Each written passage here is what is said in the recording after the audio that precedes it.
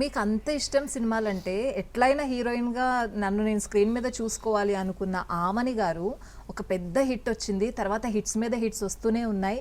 అంటే నంది అవార్డ్స్ రావడం, Filmfare awards రావడం, ఒక ఎరాన్ చూశారు మీరు. అలాంటి టైంలో పెళ్లి చేసుకుని స్క్రీన్కి దూరం అయిపోవడం ఇప్పటికీ అందరికీ అదొక క్వశ్చన్ మార్క్. సో మీరు కూడా నవ్వుతున్నారు.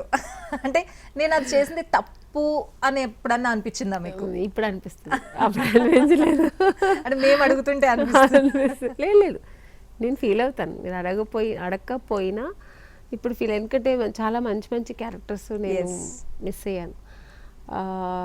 ఎంతగా మిస్ అయ్యానంటే ఎన్నో క్యారెక్టర్స్ నేను చేయలేదని డ్రాప్ చేసిన వాళ్ళు ఉన్నారు, ప్రొడ్యూసర్స్, డైరెక్టర్స్. అది నాకు తెలుసు. నన్ను అడిగి నేను చేయలేదంటే ఆ సినిమా వాళ్ళు ఆపేసుకున్నారు కూడా. చాలా ఫీల్ అయ్యి ఉంటారు కదా, అరే అనవసరంగా. బట్ ఫ్యామిలీ లైఫ్ని ఎట్లా ఎంజాయ్ చేశారు?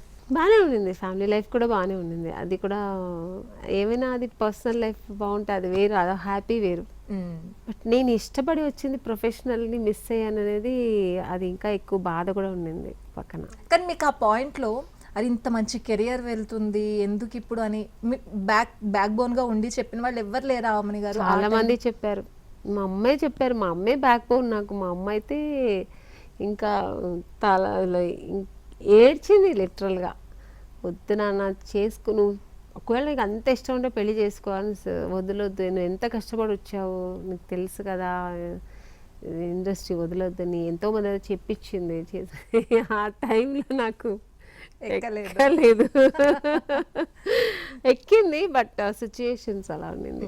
సరదాగా ఒక టైం మిషన్ ఉంది, మళ్ళీ ఆ రోజుల్లోకి వెళ్ళిపోయి మళ్ళీ మీ మ్యారేజ్ ఆ రోజుల్లోకి వెళ్ళిపోతే ఇప్పుడు ఆమని గారు ఆ టైంకి పెళ్లి చేసుకుంటారా?